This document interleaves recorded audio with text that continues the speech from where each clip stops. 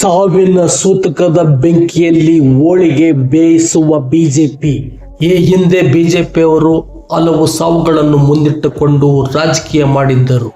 ರಾಜ್ಯದ ಜನರ ದಿಕ್ಕಿ ತಪ್ಪಿಸಲು ಪ್ರಯತ್ನಿಸಿದ ಆ ಎಲ್ಲ ಪ್ರಕರಣಗಳ ಅಸಲಿ ಸತ್ಯ ಹೊರಬಂದು ಬಿಜೆಪಿ ಮುಖಭಂಗ ಅನುಭವಿಸಿದೆ. ಹೆಣ ಮತ್ತು ಹಣ ಇವು ಬಿಜೆಪಿಯವರ ಅತ್ಯಂತ ಪ್ರೀತಿಪಾತ್ರವಾದ ವಿಷಯಗಳು ಎಂದು ಗ್ರಾಮೀಣಾಭಿವೃದ್ಧಿ ಸಚಿವ ಪ್ರಿಯಾಂಕ ಖರ್ಗೆ ಲೇವಡಿ ಮಾಡಿದ್ದಾರೆ.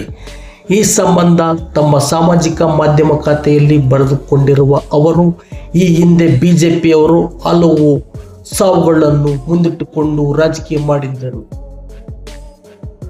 ರಾಜ್ಯದ ಜನರ ದಿಕ್ಕು ತಪ್ಪಿಸಲು ಪ್ರಯತ್ನಿಸಿದ ಆ ಎಲ್ಲ ಪ್ರಕರಣಗಳ ಅಸಲಿ ಸತ್ಯ ಹೊರಬಂದು ಬಿಜೆಪಿ ಮುಖಭಂಗ ಅನುಭವಿಸಿದೆ.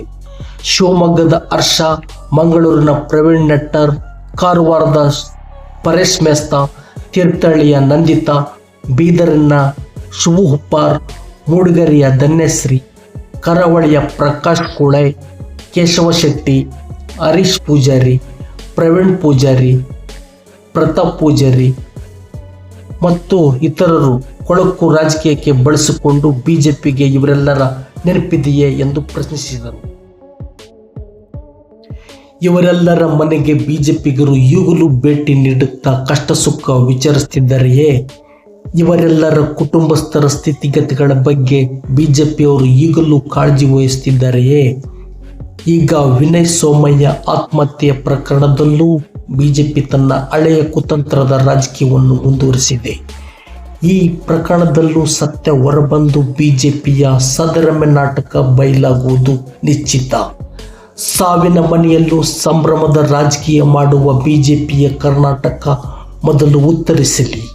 ಬಿಜೆಪಿ ಕಾರ್ಯಕರ್ತರ ನೆರವಿಗಾಗಿ ಆರಂಭಿಸಿದ್ದ ಹೆಲ್ಪ್ಲೈನ್ ಕತೆ ಏನಾಯಿತು? ಬಿಜೆಪಿ ಕಾರ್ಯಕರ್ತರ ನೆರವಿಗಾಗಿ ನೇಮಿಸಿದ್ದ 100 ಜನರ ವಕೀಲರ ತಂಡ ಎಲ್ಲಿ ಹೋಯಿತು?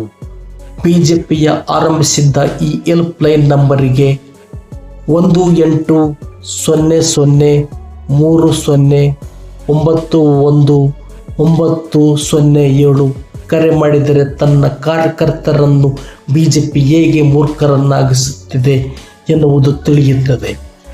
ಬಿಜೆಪಿ ಅಸ್ತಿತ್ವ ಕಳೆದುಕೊಂಡಿದೆ. ಸಾವಿನ ಮನೆಯ ಸೂತಕದ ಬೆಂಕಿಯಲ್ಲಿ ಹೋಳಿಗೆ ಬೇಯಿಸಲು ಹೊರಡುವ ಬಿಜೆಪಿಯವರು ಮೊದಲು ತಮ್ಮ ಹಿಂದಿನ ನಾಚಿಕೆಗೇಡಿನ ವಿಷಯಗಳನ್ನು ನೆನಪು ಮಾಡಿಕೊಂಡರೆ ಒಳಿತು ಎಂದು ಕಿಡಿಕಾರಿದ್ದಾರೆ. ಪ್ರಗತಿ ಮೀಡಿಯಾ ಕನ್ನಡ ಡಿಜಿಟಲ್ ಅನ್ನು ಬೆಂಬಲಿಸಿ, ಸಬ್ಸ್ಕ್ರೈಬ್ ಮಾಡಿ, ಲೈಕ್ ಮಾಡಿ, ಶೇರ್ ಮಾಡಿ. ನಮಸ್ಕಾರ.